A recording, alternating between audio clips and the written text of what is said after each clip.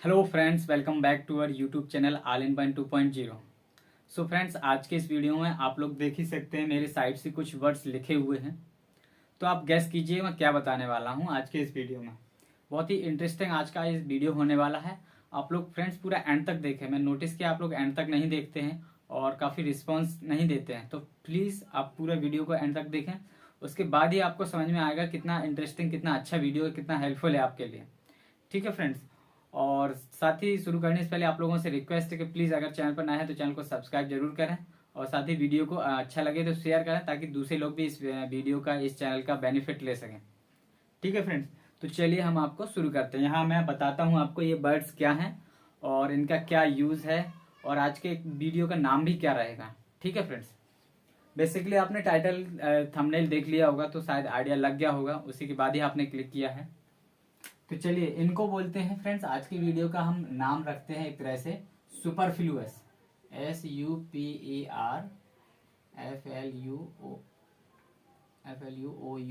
Superfluous birds, है ना। Superfluous birds का मतलब होता है अनावश्यक शब्द, अनावश्यक शब्द। ठीक है, सुपरफ्लूअस बर्ड्स मतलब अनावश्यक शब्द। अब क्या होता है फ्रेंड्स, कई बार हमारे इंग्लिश सेंटेंसेस में रिक्वायरमेंट एक वर्ड्स की होती है, एक शब्द के, और डबल डबल ट्रिपल ट्रिपल डाल देते हैं वो। जैसे कि आप अगर कंपटीशन एग्जाम्स की प्रिपरेशन करेंगे, एसएससी की या CGL स्टेनो या फिर बैंकिंग लेवल की, तो उसमें अनावश्यक शब्द डाल देते हैं, यानी कि सुपरफ्लूअस। जहां जरूरत ही नहीं होती है ना, वहां भी डाल देते हैं, यानी कि वो एरर्स आते हैं उसमें। और अगर आप 10th 12th में भी हैं तो आपको इनका यूज देखने को मिलेगा। इनका हिंदी अर्थ भी बताएंगे हम, और यूज कहाँ कैसे क्या होता है वो सारी चीजें मैं आपके इस वीडियो में बताऊंगा। तो चलिए, तो सबसे पहले देखिए मच और मैनी, इन दोनों का मतलब क्या होता है। मच और मैनी का मतलब बहुत ही इजी है। इन दोनों का मतलब होता है कोई या कई या अधिक, है ना। अधिक के सेंस में यूज किया जाता है इनका। किसके? अधिक के सेंस में। अधिक, ज्यादा, ज्यादा भी कह देते हैं, कई, बहुत सारे, है ना, बहुत सारे बोल देते हैं ना, बहुत सारे। ठीक है, बहुत सारे। अच्छा, आप समझिए मच और मैनी। आपके एग्जाम में देखिए सबसे पहले अगर आपको इनका हिंदी अर्थ नहीं मालूम और कौन सी जगह क्या यूज किया जाता है तो आप मिस्टेक्स नहीं निकाल पाएंगे। और अगर आपको यूज करने को भी कहा जाए या करना पड़े यूज, तो आप वो भी नहीं कर पाएंगे। तो समझिए पहले इनका हिंदी अर्थ मैंने बताया। अब दोनों का जगह अलग अलग वो है, कैटेगरी, मच और मैनी। अब समझिए इसको बोलते हैं अनकाउंटेबल में, अनकाउंटेबल में, है ना, COUNTABLE, और काउंटेबल COUNTABLE। अनकाउंटेबल और काउंटेबल। अनकाउंटेबल मतलब अनगिनत, है ना, जिनको हम एक तरह से गिन ना सकें, अनगिनत। और इनको गिनती की जा सके जिसकी, है ना, इनकी गिनती नहीं की जा सकती। मच का मतलब अनकाउंटिंग और मैनी मतलब काउंटिंग, यानी कि संख्या जहां पर आपको समझ में आए वहां आपको मैनी का यूज करना है, और जहां पर आपको मात्रा समझ में आए वहां आपको मच का यूज करना है। ठीक है, जैसे आप समझिए कुछ वर्ड्स मैं बताता हूं। आप बताइए शक्कर जो है, आप क्या इसको गिन सकते हैं? आप नमक को क्या गिन सकते हैं? आप बहुत सारे बोलेंगे सर नमक को गिन सकते हैं। तो फ्रेंड्स, नमक को नहीं, आप उनके पैकेट को गिनते हैं ना, बट नमक को नहीं गिन सकते। तो आप ध्यान रखें, नमक को नहीं गिन सकते। इसी प्रकार गेहूं है ना, इनको नहीं गिन सकते। अब इसमें क्या है, जैसे कि पेन आप गिन सकते हैं, बुक्स किताबें, है ना, इनको गिन सकते हैं। तो जहां पे भी ये चीजें आए तो वहां आपको मैनी लगाना है। कई बार क्या होता है, आपको दोनों ही चीजें मिलेंगी आपकी सेंटेंसेस में देखने के लिए, और हो सकता है आपको मच की जगह मैनी दिख जाए और मैनी की जगह मच दिख जाए, ऐसा।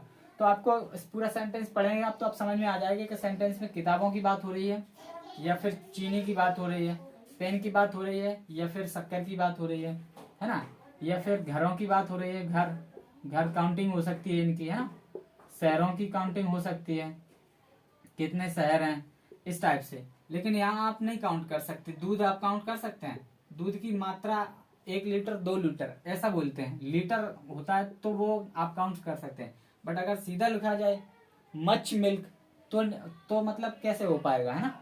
तो इस प्रकार की जो चीजें आ जाएं और इस टाइप की जो चीजें आ जाएं, है ना, तो आप समझ जाए कि किस चीज का कहाँ पे यूज करना है। आई होप आपको ये चीज क्लियर हुई होगी। आप लोग चाहें तो नोट कर सकते हैं फ्रेंड्स, है ना, क्योंकि ये जो काफी इंपॉर्टेंट है और इसमें बहुत जगह स्टार्टिंग से ही कंफ्यूजन होती है। 10th में क्लास होता है स्टूडेंट्स, तभी से कंफ्यूजन होती है। मोस्टली टाइम 10th 12th में ही पढ़ाए जाते हैं ये मच मैनी, तो वहां से ही इंसान को कंफ्यूजन होने शुरू हो जाती है। तो आप ध्यान रखें, मच मतलब अनकाउंटेबल और मैनी मतलब काउंटेबल, सिंपल फंडा। अनकाउंटेबल अब आप फिर हिंदी समझेंगे तो उसके बाद समझ में आ जाएगा। जैसे चीनी आप काउंट नहीं कर सकते, है ना, गिन नहीं सकते, नमक को गिन नहीं सकते, है ना, पेन किताबें घर को गिन सकते हैं। तो इस टाइप से ये हो जाता है। तो आपको देखने को मिलेगा मच की जगह मैनी और मैनी की जगह मच देखने को मिलेगा। अच्छा, मैं एग्जांपल भी बता देता हूं यहाँ पर।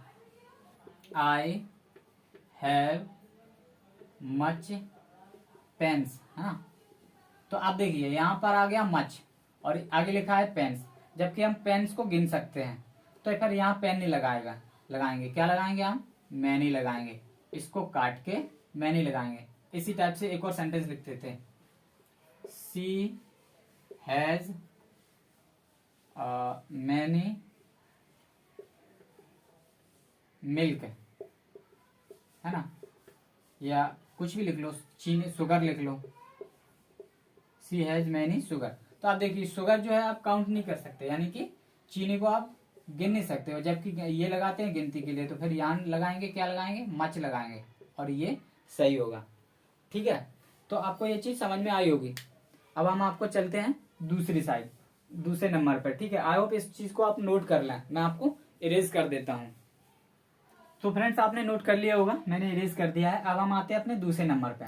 अब देखिए यहाँ पर बैक, अगेन, रिपीट, रिटर्न, ऐसे और भी वर्ड्स होते हैं। एक रीट्रीट होता है, RET, रीट्रीट आप लिख लेना, RETWRIT, रीट राइट होता है, एक रीट्रीट होता है ना, रिकॉल होता है। यानी ये फ्रेंड्स वर्ड ऐसे हैं, इन सभी का मतलब होता है पीछे की तरफ। दूसरे नंबर पे जो लिखा है उनका मतलब क्या होता है, पीछे की तरफ आना, है ना, या वापस आना, है ना, कोई काम दोबारा करना, एक तरह से हम कह सकते हैं दोबारा करना। तो क्या होता है फ्रेंड्स, मैं आपको बता दूं, ये जो बैक है, अगेन है, रिपीट है, रिटर्न है, ये सभी एक ही कैटेगरी के वर्ड है ना। एक तरह से हम कह सकते हैं सिनोनिम्स टाइप के। तो क्या होता है सेंटेंस में फ्रेंड्स, एक वर्ड की रिक्वायरमेंट होती है, तो हमको ध्यान रखना है कि कौन सा वर्ड हमको यहाँ सुइटेबल है उसको रखना है, और कौन से वाल सुपरफ्लुअस है जिसको हम इरेज कर देंगे। अब समझिए, देखो आपको एग्जाम्पल के थ्रू समझ में आ जाएगा। पहला हम एग्जाम्पल लिखते हैं, राहुल, है ना, इज रिपीटिंग क्वेश्चंस, है ना, क्वेश्चंस अगेन। अब फ्रेंड्स रिपीट का मतलब ही दोहराना होता है, तो हम अगेन यहाँ नहीं लगाएंगे, है ना। तो इस टाइप का आ जाता है। इसी प्रकार हम कोई भी चीज सेंटेंस लिख सकते हैं जिसमें क्या है कि एक ही बार सेंटेंस का हम इस वर्ड का हमको यूज करना है, अगेन नहीं करना है, डबल बार बार यूज नहीं करना, क्योंकि वो स्पोकन में आपको फ्रेंड्स पढ़ने में एकदम सही लगेगी, बट आप जब ग्रामेटिकल उसको देखेंगे, ग्रामेटिकल सोचेंगे, तो वो आपको सुपरफ्लुअस एरर में काउंटिंग होती है इसकी। ठीक है, आई होप आपको ये दूसरा नंबर भी समझ में आया होगा। आप लोग चाहें तो इसको नोट कर सकते हैं। अब हम आते हैं तीसरे नंबर पर। ठीक है, तीसरा नंबर भी काफी इजी है फ्रेंड्स। तीसरे नंबर का मतलब होता है इफ लिखा है और वेदर लिखा है ना, वेदर, इफ या वेदर।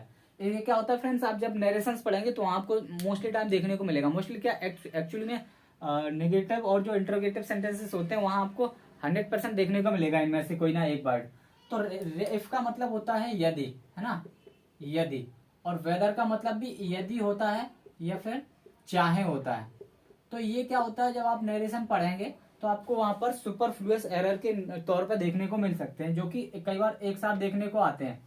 तो वहां आपको ध्यान रखना है, जब आप नरेशन पढ़ेंगे या फिर कोई और भी एरर देखते हैं, फिल इन द ब्लैंक्स देखते हैं, तो वहां आपको दोनों एक साथ देखने को आ जाते हैं। जबकि दोनों का एक बार में यूज नहीं होता है, या तो आप इफ लगाएं या फिर वेदर लगाएं, ठीक है, और जाकर ज्यादा इसका यूज नहीं होता है। तो हम इसको आगे बढ़ते हैं। अब आते हैं हम अपने चौथे नंबर पे। चौथा नंबर भी है बिकॉज, सिंस और एज, है ना, बिकॉज, सिंस और एज, है ना। देखिए फ्रेंड, बिकॉज, सिंस, एज, इनका अगर सिंगल में सभी के एक ना एक दो दो मीनिंग हो जाते हैं। एज का मतलब चूंकि होता है ना। सिंस का मतलब भी चूंकि होता है। सभी का मतलब देखो मैं बता देता हूँ एक साथ। सभी का मतलब चूंकि होता है ना, क्योंकि होता है, क्योंकि, और जैसे भी होता है ना, जैसे, और तक भी हो जाता है कई बार, तक, है ना, तक। तो क्या होता है फ्रेंड्स, सेंटेंस में आप जब देखेंगे सुपरफ्लुअस एरर, जो एरर कोई भी देख लें आप, स्टेनोग्राफर का, सीजीएल का, सीएचएसएल का, एमटीएस का, 10th क्लास में देखें आप, 12th क्लास में, ये वर्ड आपको देखने को मिलेंगे हमेशा। तो बिकॉज, सिंस और एज एक ही कैटेगरी के वर्ड हैं, है ना। बिकॉज और सिंस कई बार एक साथ आ जाते हैं, जबकि नहीं आना चाहिए, आप ध्यान रखें। या सिंस और एक, मतलब कोई भी में से एक ही वर्ड आएगा, दूसरा नहीं आएगा, तो इस बात को आप ध्यान रखें, है ना।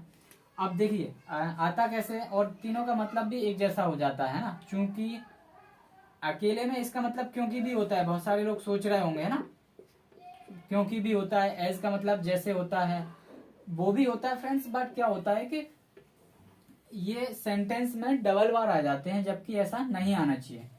ऐसे ही आप यहाँ 5वें नंबर पे, अब हम आते हैं 5वें नंबर पे, तो देख सकते हैं हम अवेट लिखा है ना, या फिर लिखा है wait for, WAIT, wait for. तो अवेट और वेट फॉर दोनों ही इक्वल है, या तो आप अवेट लगाइए या वेट फॉर लगाइए, दोनों का मतलब आप जानते ही हैं, इंतजार होता है ना। दोनों का मतलब क्या होता है, इंतजार, है ना, प्रतीक्षा। दूसरी भाषा में दूसरा इसको सिनोनिम शब्द जिसको बोलते हैं, पर्यायवाची शब्द प्रतीक्षा भी होता है। तो आपको देखने को मिलेगा, या तो अवेट लगाना है आपको, या फिर वेट फॉर लगाना है, दोनों ही नहीं लगाते एक साथ। तो ये सुपरफ्लुअस एरर बोलते हैं, इनका आप हमेशा याद रखें। हिंदी अर्थ आपको ध्यान में आ जाएगा, तो आप उसका सेंस और निकाल पाएंगे इस पूरे सेंटेंस का। जब आप पूरे सेंटेंस का सेंस हिंदी अर्थ निकाल पाएंगे, तो आपको समझ में आएगा कि फ्रेंड्स यहाँ पर एक ही वर्ड की रिक्वायरमेंट है, दूसरे वर्ड की रिक्वायरमेंट नहीं है। इसी टाइप से जो छठा है, इसका लिखा है blunder mistake, BLUN, blunder mistake, है ना। तो क्या होता है, कई बार मिस्टेक और ब्लंडर में काफी डिफरेंस है। देखिए, मिस्टेक मतलब होता है जब हम एक नॉर्मल लेवल की गलती करते हैं, है ना, तो हम मिस्टेक का यूज करते हैं। मोस्टली टाइम हम सबसे ज्यादा यही यूज करते हैं, मिस्टेक, है ना। और एक ब्लंडर होता है जब हम बहुत बड़ी गलती कर देते हैं ना, बड़ी गलती कर देते हैं, बड़ी गलती के लिए हम ब्लेंडर का यूज करते हैं। बट क्या होता है कि हम जब स्पोकन में या फिर इस एग्जामिनर भी जो होता है, वो क्या करके देता है, ऐसे करके देता है, बिग मिस्टेक, है ना, आई डिड बिग मिस्टेक। तो जबकि जब बिग मिस्टेक होता ही नहीं है, जब इसकी जगह हमको ब्लेंडर शब्द दिया गया है, तो हम बिग मिस्टेक का यूज नहीं करेंगे, जबकि ब्लेंडर का यूज करेंगे, ठीक है। इसी प्रकार स्मॉल मिस्टेक्स भी दे देते हैं, सिली मिस्टेक्स, है ना, सिली मिस्टेक्स या स्मॉल मिस्टेक्स। तो इसकी जगह पर भी, है ना, स्लिप बोलते हैं, slip, SLI, slip, SLIP, slip. Slip का मतलब होता है बहुत छोटी सी मिस्टेक्स, सबसे छोटी सी गलती हो गई हो, एकदम से छोटी सी, ना के बराबर गलती हो गई हो, तो हम क्या करते हैं, स्लिप लगाते हैं। बट की जो नॉर्मल हमसे मिस्टेक्स होती है, तो हम गलती होती है तो हम यहाँ मिस्टेक लगाते हैं, और बहुत बड़ी गलती हो तो ब्लेंडर लगाते हैं। अब आप ध्यान रखें, नेक्स्ट टाइम से आप ध्यान रखें, इसको अंडरलाइन कर लें, स्मॉल और सिली मिस्टेक्स का आपको यूज नहीं करना है, ना ही बिग मिस्टेक का यूज करना है ना। आप ध्यान रखें इस चीज को। अगर आपसे बिग मिस्टेक हुई हो, बड़ी गलती हो गई हो, तो आप क्या यूज करेंगे, ब्लेंडर यूज करेंगे, और छोटी सी गलती हो गई हो तो आप स्लिप बोलेंगे, है ना, it's a slip of my tongue, है ना, एक छोटी सी गलती हो गई है, it's a slip of my, it's a slip happened with me, है ना, ऐसे हो जाता है। तो आप ध्यान रखें। आप आ चुके हैं यहाँ पर 6वें तक, आप इस चीज को नोट कर लें। आगे हम, आई होप फ्रेंड्स आपने वो सारी चीजें नोट की होंगी। तो अब हम आप यहाँ पे आते हैं 7वें नंबर पे, ठीक है। तो 7वें नंबर पे देखिए क्या लिखा है, बैड ड्रीम्स और नाइटमेयर, एक्चुअली में क्या होता है फ्रेंड्स, जो बैड ड्रीम्स हमको बोलने में स्पोकन में बहुत अच्छा लगता है ना, बैड ड्रीम्स है ना, I saw at bad dreams, मैंने एक बुरा सपना देखा। एक्चुअली में जो बैड ड्रीम्स होता है वो नाइट मेयर्स बोलते हैं हम उनको, है ना, nightmares. Actually bad dreams नाम का कोई वर्ड है ही नहीं ग्रामेटिकली, अगर हम देखें तो आप ध्यान रखें, इनका मतलब होता है, दोनों का मतलब होता सेम है। क्या होता है, बुरे सपने, है ना, बुरे सपने जो हम रात में देखते हैं, बैड ड्रीम्स। बट क्या होता है, आपको सेंटेंस में आएगा I saw today bad dreams, but bad dreams लगाना ही नहीं है क्योंकि वो ग्रामेटिकली एरर है। तो आपको बैड ड्रीम्स करके नाइटमेयर करना है ग्रामेटिकली। स्पोकन में आप किसी को एक्सप्लेन करने के लिए समझा सकते हैं, क्योंकि मोस्टली टाइम स्पोकन में हम बैड ड्रीम्स का यूज करते हैं। अगर आप स्पोकन में नाइटमेयर यूज करेंगे, और जो अननोन पर्सन समझ ही नहीं पाएगा कि है क्या ये नाइटमेयर, वो कंफ्यूज हो जाएगा। तो स्पोकन में आप इसको यूज कर सकते हैं, बट नाइटमेयर एक्चुअली ग्रामेटिकली होता है, तो आप इस चीज का भी ध्यान रखें, ठीक है। दोनों का मतलब बुरे सपने होता है, ठीक है। ये रॉन्ग होता है और ये राइट होता है। आप चाहो तो मैं लिख देता हूं, I saw bad dreams, but bad dreams की जगह हमको क्या करना है, नाइट मेयर करना है। क्या करना है, नाइट मेयर, है ना। तो ये राइट हो गया। तो इसी प्रकार चलिए हम आगे बढ़ते हैं। अकॉर्डिंग टू मी, आप देख सकते हैं यहाँ जो 8वें नंबर पर क्या लिखा है, ACCO, अकॉर्डिंग टू मी। तो ये फ्रेंड्स कभी होता नहीं है, आप स्पोकन में इसको भी यूज कर सकते हैं और बोलने में अच्छा भी लगता है, पढ़ते हैं आप तब अच्छा भी लगता है, अकॉर्डिंग टू मी, है ना। आप देखो सेंटेंस में आप लिखता हूं तो आप समझ जाएंगे, बहुत अच्छा भी लगेगा। According to me it is right, मेरे हिसाब से ये सही है। किसी मामले को लेकर बात चल रही है तो अकॉर्डिंग टू मी, मेरे हिसाब से ये सही है। But according to me actually में होता ही नहीं है ना। इसकी जगह आप क्या यूज कर सकते हैं, इन my opinion, in my opinion, या फिर इसकी जगह एक और होता है फ्रॉम माई साइड, मेरे हिसाब से, है ना। तो आप ध्यान रखें, अकॉर्डिंग टू मी जहां भी आपको लगे ग्रामेटिकली, आपको जो बुक्स में आता है वो, तो आप ध्यान रखें अकॉर्डिंग टू मी आपको रॉन्ग करना है और उसकी जगह इन माई ओपिनियन या फ्रॉम माई साइड का यूज करना है। पढ़ने में आपको अच्छा लगेगा, बट आपको यूज क्या करना है, इन माई ओपिनियन या फ्रॉम माई साइड, या फिर आपको करना है तो अकॉर्डिंग टू यू या अकॉर्डिंग टू अस, ये हो सकता है ना। अकॉर्डिंग टू अस हो सकता है, अकॉर्डिंग टू यू हो सकता है, या फिर अकॉर्डिंग टू अस हो सकता है ना। तो आपके हिसाब से, इन दोनों का मतलब, अच्छा हिंदी मैंने नहीं लिखा तो चलिए मैं यहाँ लिख देता हूँ। अकॉर्डिंग टू यू का मतलब, या अकॉर्डिंग टू मी का मतलब मेरे हिसाब से, मेरे हिसाब से, या मेरे दृष्टि से, मेरे हिसाब से, मेरे हिसाब से, है ना, मेरे हिसाब से। और इसका मतलब क्या होता है, तुम्हारे हिसाब से या हमारे हिसाब से, तुम्हारे हिसाब से, अकॉर्डिंग टू यू, है ना, ये हो जाता है। तो ये सही है, इसका यूज आप कर सकते हैं, ये अच्छा लगेगा। According to you what is good sector, या मतलब जो भी आप आगे सेंटेंस हो, है ना, व्हाट इज गुड सिटी, जो भी आप लगाना चाहें आगे लगा सकते हैं। बट हम बात यहाँ की कर रहे हैं अकॉर्डिंग टू यू और अकॉर्डिंग टू अस के, है ना। तो आप यहाँ पर ये सही है। अब आते हैं हम अपने लास्ट पे, है ना, दिस दैट दिस दोज में। इसके ऊपर फ्रेंड्स वैसे मैंने आपको एक वीडियो बनाया हुआ है ऑलरेडी, है ना, दिस दैट दीज और दोज। मोस्टली टाइम इनमें कंफ्यूजन क्या होती है फ्रेंड्स, मैं आपको बता दूं, इनमें क्या पास और दूर में कंफ्यूजन होती है ना। पास में और दूर में कौन सी जगह पास के लिए लगाना है और कौन सी जगह दूर के लिए लगाना है, ये सबसे ज्यादा कंफ्यूजन होती है। तो आप ध्यान रखें, जो दिस होता है वो पास की चीज के लिए होता है, दैट होता है वो दूर की चीज के लिए। सेम चीज ही हो, दोज जो होता है वो दूर की चीज के लिए, और जो दीज होता है वो पास की चीज के लिए। ये दोनों सिंगुलर होते हैं, है ना, सिंगुलर होते हैं, और ये दोनों प्लरल होते हैं, यानी कि इनका मतलब होता है बहुत सारे, बहुत सारे, कोई चीज है अधिक है वो, है ना। इन दोनों का मतलब दिस का और दीज का और दोज का, और इनका मतलब होता है एक, इनका मतलब क्या, एक। तो आई होप ये सारी चीजें क्लियर हुई होंगी और आप लोग इस चीज को नोट कर लें, और आई होप आप लोगों को ये सारी चीजें अच्छी लगी होंगी, समझ में आई होंगी। तो डेफिनेटली आप लोग मुझे सपोर्ट करेंगे, शेयर कर दिए वीडियोस को, ताकि ज़्यादा से ज़्यादा लोग इस वीडियो का बेनिफिट ले सकें, कुछ ना कुछ सीख सकें।